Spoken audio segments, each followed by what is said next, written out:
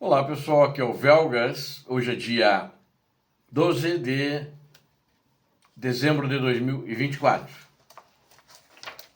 Batalhas ferozes em Pokrovsk e também pilhas de corpos russos empilhados. Para vocês verem a ferocidade, eu quis hoje fazer mais um vídeo sobre Pokrovsk, por onde as coisas estão acontecendo da maneira mais cruel possível.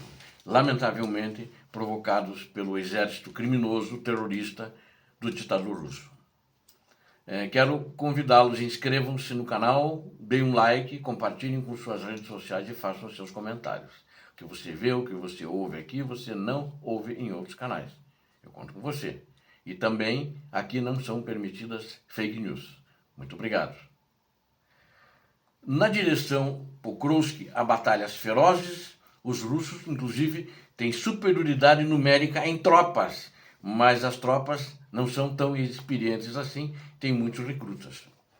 O general Syrskyi, comandante das Forças Armadas, o Alexander Syrskyi, ele visitou a área de Pokrovsk, onde avaliou a situação do combate e deu ordens, que são ordens adequadas para aumentar a estabilidade da defesa e destruir de forma mais eficaz os ocupantes que estão procurando atacar e romper as defesas da Ucrânia naquela região. Eles querem tomar Pokrovsk, como a gente tem visto sempre isso, e ontem eu falei bastante sobre isso. Ele visitou então os soldados da brigada 38ª Brigada, que é uma das brigadas que está defendendo Pokrovsk, a região, a linha de defesa, a fortaleza Pokrovsk. E as batalhas continuam.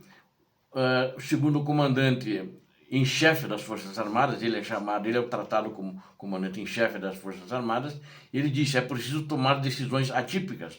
Os combates são extremamente acirrados, o inimigo russo está lançando todas as forças disponíveis contra nossas posições, tenta romper a defesa das tropas ucranianas de qualquer maneira, disse o general.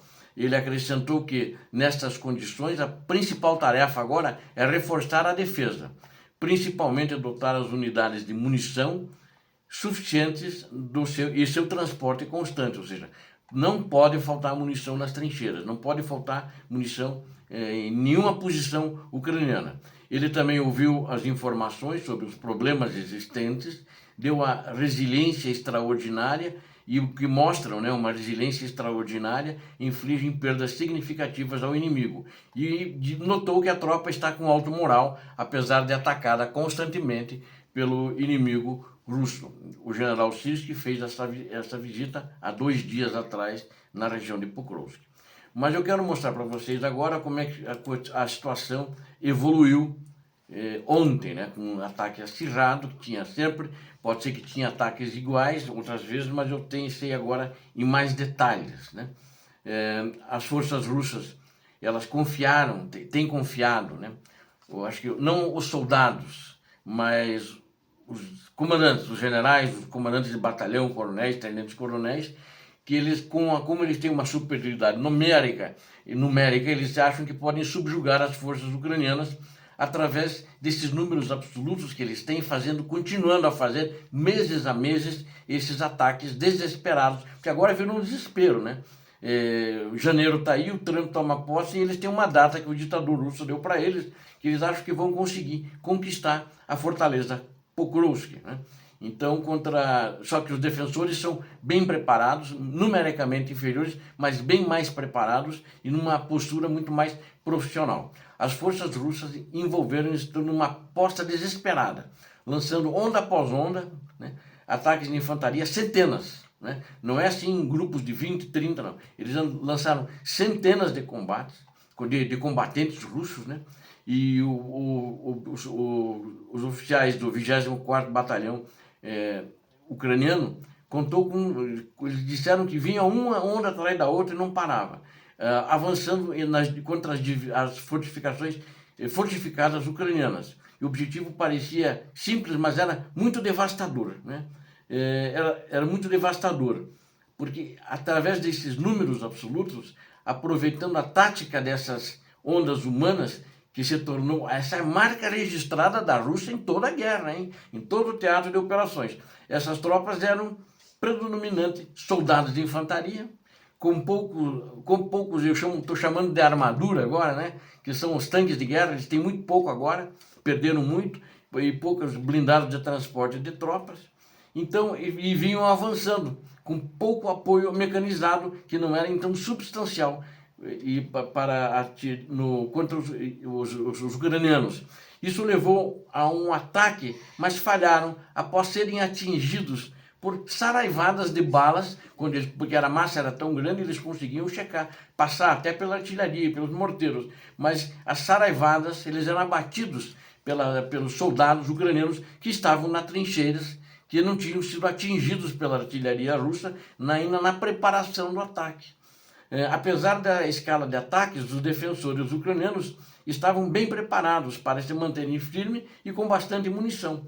Eles foram posicionados estrategicamente ao longo da primeira linha, são diversas linhas defensivas, né? Se ele chegar na primeira, corre para a segunda linha, mas eles não têm passado da primeira linha em Pokrovsk em nenhuma das situações. Eles quase que chegaram em Kurakil, lá que eu falei para vocês, mas depois eles foram expulsos e os blindados, não vou repetir agora, foram destruídos, apenas para fazer uma ilustração, né? E eles eram todos destruídos. Eles eram destruídos primeiro pelos drones, pelo fogo de artilharia e no final as saraivadas de tiro dos fuzis da tropa ucraniana que estava defendendo a posição. Então destruindo uma parte significativa também do escasso equipamento militar russo, logo no início dos ataques. Eles vinham todos os blindados russos, os drones ucranianos mandavam ver e explodiam e eram incendiados, né? Então, eles vinham através de campos abertos, porque não tem outro caminho para vir. Então, eles vinham altamente expostos contra o fogo ucraniano. Essas ondas de atacantes foram eliminadas antes mesmo que pudessem chegar muito próximo às linhas defensivas ucranianas, né? Então, a resistência ucraniana, ela coordenou muito bem isso, né? Acho que os oficiais ucranianos já têm essa experiência pela natureza de como os russos atacam, né? E apesar deles terem enviado, que eram ondas assim, centenas, né? Uma atrás da outra, que foi me relatado, isso ao vivo pelo WhatsApp, um oficial falou para mim. Então isso foi uma defesa implacável e transformou o campo de batalha num cenário de devastação, que foi muito prejudicado. Os corpos dos soldados russos caídos, eles eram caíam assim empilhados, eles vinham tanto um do lado do outro, caíam um em cima do outro, né? E a prova do fracasso catastrófico dessa estratégia de assalto usada pelos russos, pelo elevado número de vítimas, né? Que eles mesmos, na minha opinião, sempre digo, é eles que promovem esses ataques e eles que promovem as mortes dos próprios soldados, né? E a maioria deles tem um treinamento aí de uma semana, 10 dias, quando muito um mês, e daí são mandados para esse moedor de carne. Eles não duram muito. Quando ele entra no campo de batalha, ele dura 10 horas, os que conseguem voltar, sobrevivem e mandam para outros ataques, a maioria deles continua perecendo. Ao mesmo tempo, esses esforços de alta intensidade, eles têm um custo impressionante, né, no final do exército russo, por causa disso que eles têm tantas mais baixas do que os ucranianos, como eu já mostrei para vocês, e sempre mostro para vocês as baixas. Tem mais de 700 mil baixas, né? E, no geral, à medida que a batalha de Pokrovsk continua, que é muito estratégico, né? A fortaleza Pokrovsk, as forças russas estão pagando um preço elevado na procura por ganhos incrementais, concentrando-se em táticas de ondas humanas, antiquadas, falidas, que não trazem resultado. E os defensores militares da Ucrânia estão ali firmes, transformando o que pretendia ser uma demonstração de força esmagadora num erro de cálculo tático extremamente dispendioso, eu diria até erro estratégico da Rússia, com uma perda muito dispendiosa, crescente nessa pilha de corpos que fica espalhada, que eles acabam fugindo, os sobreviventes, deixando no campo de batalha, e fogem a pé, porque seus veículos blindados foram destruídos.